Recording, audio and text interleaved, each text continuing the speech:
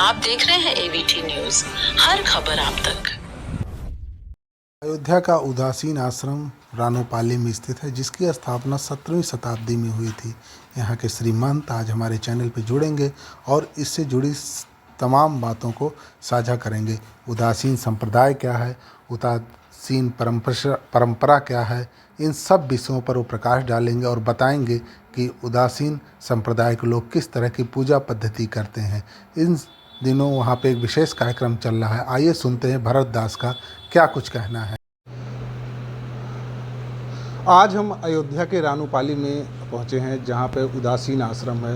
विगत कई सैकड़ों वर्ष पहले यहाँ इसकी स्थापना हुई। उदासीन संप्रदाय का ये आश्रम है।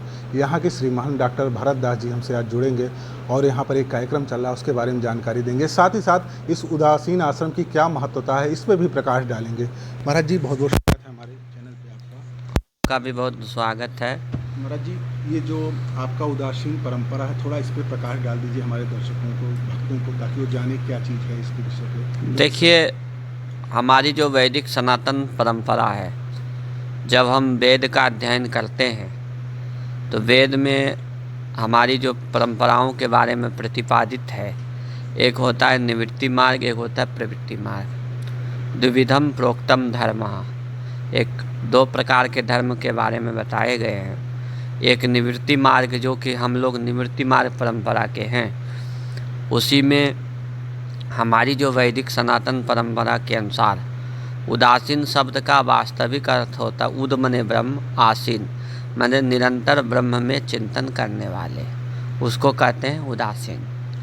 और यह सनकादिक परंपराओं से, सनक सनंदन सनत कुमार से सनकादिक परंपराओं में हमारे आचार्य हुए, जो कि 165वें आचार्य के रूप में जगत गुरु श्री चंद्र भगवान हुए, जिन्होंने, जब आप अध्ययन करेंगे, तत्तद आचार्यों ने अपने अपने कालों में सनातन वैदिक परंपरा को, जैसे भगवान की जो प्रतिज्ञा वाक्य है, यदा यदा ही धर्मस्य ग्लानिर्भवति भारत, जब जब धर्म की ग्लानि होगा भारत, तब तब मैं इस धराधाम पर अवतरित होकर आचार्यों के रूप में या भगवान स्वयं अपने रूप में प्रकट होकर धर्म के स्वरूप का संस्थापना करेंगे।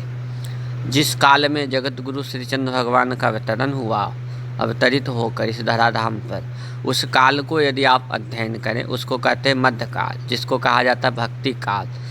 उस काल में आचार्य जी जब इस धराधाम पर प्रकट हुए, आप जानते होंगे सिखों के सबसे प्रथम गुरु गुरु नानक देव जी हुए।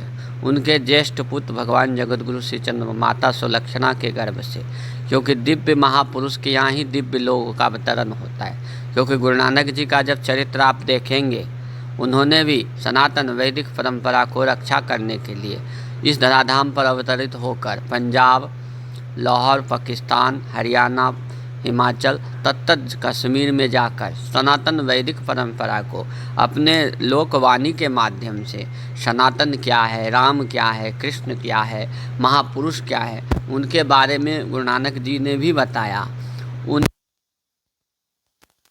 वो अवतरण हुए जगत गुरु श्री चंद्र भगवान, परंतु वह हमारे संप्रदाय में दीक्षित हुए। उनके गुरु जी का नाम था अविनाशी मुनि जी। उनसे दीक्षा लेकर सनातन वैदिक परंपरा को, जिसको हम हमारे परंपरा में पंचदेवोपासना को मुख्य रूप में, और उस काल में, मध्यकाल में, भक्ति काल में यहाँ अनेक महापुरुष थे। उनमें से एक ही ऐसे महापुरुष थे जिन्होंने भक्ति को भी बताया, ज्ञान को भी बताया। उन्होंने, आचार्य जी ने भक्ति ज्ञान सिद्धांत को समुच्चय सिद्धांत दिया कि भक्ति के बिना ज्ञान नहीं, ज्ञान के बिना भक्ति नहीं। यदि कोई ज्ञानी है, यदि उसके अंदर में भक्ति नहीं परिपूर्ण है, तो वह ज्ञानी नहीं हो पाएगा। ज्ञान जो है हमें बुद्धता को ला सकता है, परंतु हमको सरलता कब आएगी? भक्ति से आएगी। और भक्ति है और ज्ञान नहीं है तो हम अनुष्ठान को सही ढंग से अनुष्ठान नहीं कर सकते, बंधन परमात्मा को नहीं कर सकते।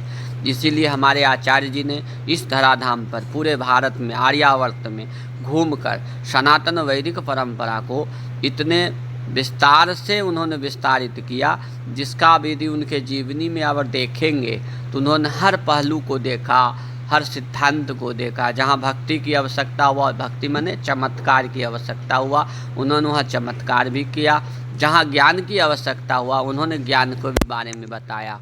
तो ये हमारी वैदिक परंपरा से जुड़ी हुई उदासीन संप्रदाय है। और उदासीन संप्रदाय के मुख्य स्थान होने के नाते उदासीन संगत ऋषि आश्रम रानोपाली हमारे जो गुरु लोग हैं, हमारे जो पूर्वज हैं, क्योंकि देखिए हम लोग वैदिक सनातन परंपरा को मानने वाले हैं, हम कृतज्ञ की परंपरा को मानने वाले, क्योंकि सनातन जो होता है हमेशा कृतज्ञता के ऊपर होता है। उसी कृतज्ञता को देखते हुए हमारे महापुरुषों ने पितरपक्ष में 10 दिवसीय जो अनुष्ठान होता है वैदिक परंपरा के षोडशोपचार के द्वारा, वैदिक मंत्रों के द्वारा, संप्रदाय के द्वारा और भगवान के भक्ति के माध्यम से, जैसे आज शाम आप 19 तारीख से लेकर 25 तारीख पर्यंत श्रीमद् भागवत कथा का गान हो रहा है, वाचन भी हो रहा है, षोडशोपचार के द्वारा उनके अर्चन बंदन जो हमारे गुरुजन हैं, क्योंकि हम लोग कृतज्ञता को मानने वाले, क्योंकि हम लोग सनातन परंपरा को मानने वाले संप्रदाय हैं और सनातन ही मेरा सिद्धांत है, सनातन ही मेरा मूल रूप में स्थित है, जिसके द्वारा हम लोग हमेशा उसका प्रवाहमान नदी की भांति हम लोग उसमें प्रवाहित होते रहते हैं। महाराज जी, ये जो उदासीन आश्रम है आपका यहाँ रानोपाली में है, इसकी नींव कब से पड़ी, कब से यहाँ पर, मतलब क्या इसका थोड़ा इतिहास, इसके विषय में थोड़ा जानकारी हमारे।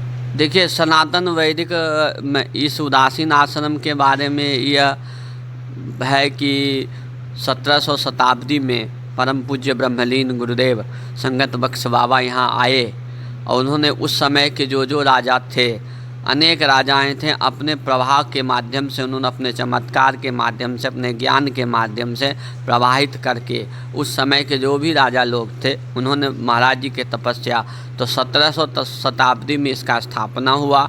उस काल से उदासीन परंपरा का जो सिद्धांत था, जैसे धर्म का प्रचार करना, गौ सेवा करना, आए गए भक्तों का जो भी है और विद्या का दान करना, तब से आज तक इस आश्रम में जो महापुरुषों ने जो आदर्श बनाकर चले गए उसी को हम लोग पालन करते हुए आज तक उसका अनुसरण कर रहे हैं।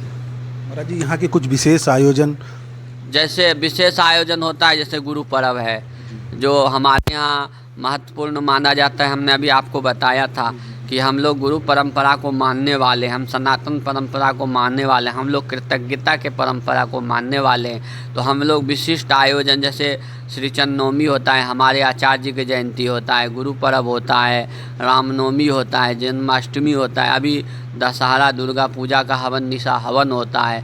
जो भी मैंने सनातन वैदिक परंपरा के अनुसार जो भी त्यौहार है लगभग यह आश्रम मनाता है। महाराज जी, इस आश्रम से जुड़े प्रमुख जगह और कहाँ कहाँ पे?